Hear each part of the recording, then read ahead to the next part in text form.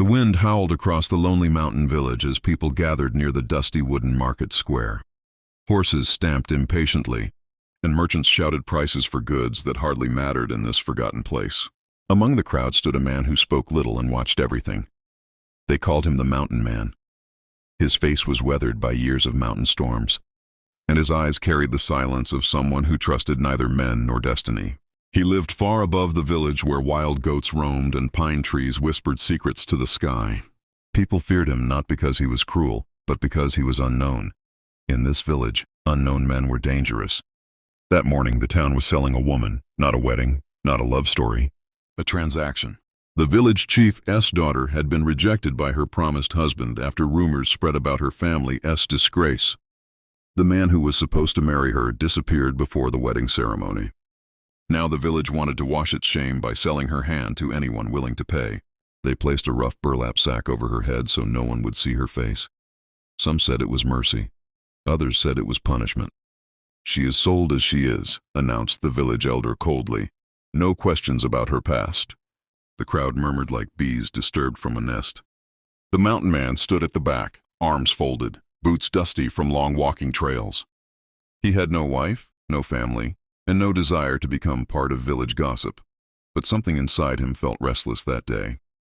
Perhaps it was the wind carrying a woman's silent breathing under the sack. Perhaps it was the memory of his mother, who once told him that every abandoned soul waits for someone to notice them. The bidding began.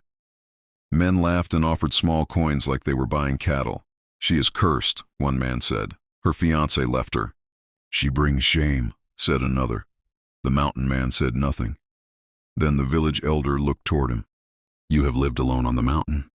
Do you want a woman to cook your meals and obey your house?" The mountain man stepped forward slowly. Silence followed his boots like shadow. "How much?" he asked.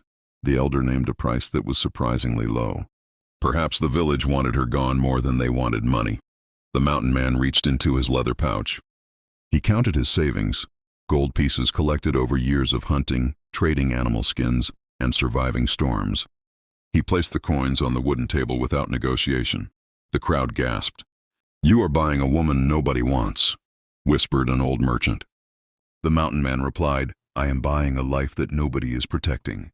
The village chief handed him a crude marriage document. No ceremony, no celebration, just ownership written in faded ink. The woman under the sack did not speak. When the mountain man prepared to leave, two villagers tied the rope of the sack loosely around her neck so she could walk. She walked slowly behind him.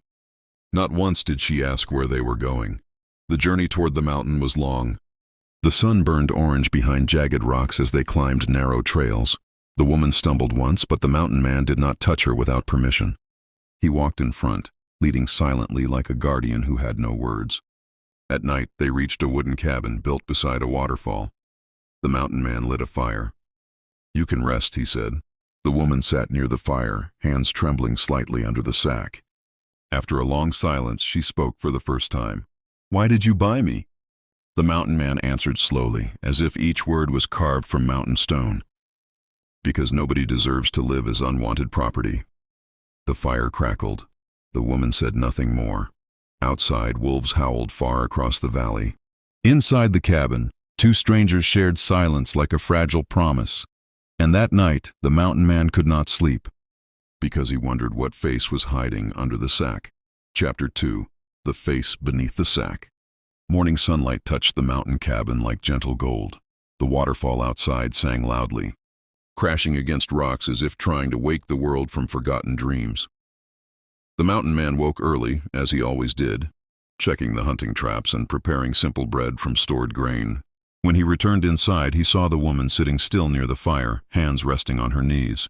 The sack was still covering her face. She had not tried to remove it. "You didn't run," the mountain man said. "There is nowhere to run from history," she answered quietly. Her voice was softer than river water. He placed bread and dried fruit beside her. "You may leave any time," he added. She shook her head slowly. "I have left many places. None wanted me." The mountain man felt something tighten inside his chest, a feeling he did not understand. He had fought wolves, survived snowstorms, and carried heavy stone logs alone. But this strange sadness inside him felt heavier. After a long silence, he spoke. "If I remove the sack, I will not force you to stay." She did not answer immediately. The wind moved through pine trees outside. Finally, she said, "The village said my face carries shame. They said my beauty is cursed because men desire it and then hate it." The mountain man looked at the fire. "Beauty is not a crime." Her fingers trembled slightly. "Then remove it," she whispered. Slowly, carefully, as if touching sacred ground, the mountain man reached forward. His hands were rough from labor, but surprisingly gentle. He untied the rope. The sack fell, and the mountain man gasped. Not because she was beautiful in the way village songs described women, but because her face carried something deeper. Her eyes were dark like night rivers. Her skin was pale from years of indoor confinement. A scar ran faintly near her left cheek, perhaps from childhood accident or cruelty she never spoke about. But what struck him most was the sadness that lived inside her gaze, mixed with quiet strength like mountain stone waiting for sunlight. She did not lower her eyes. She waited. "Am I acceptable?" she asked softly. The mountain man did something unexpected. He knelt before her, not as a husband claiming ownership, but as a man asking permission. "You are not bought," he said. "You are free to stay, walk, or leave.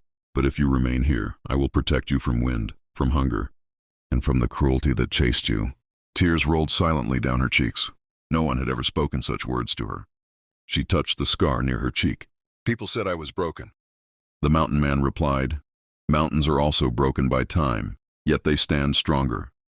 That day, something changed inside the lonely cabin.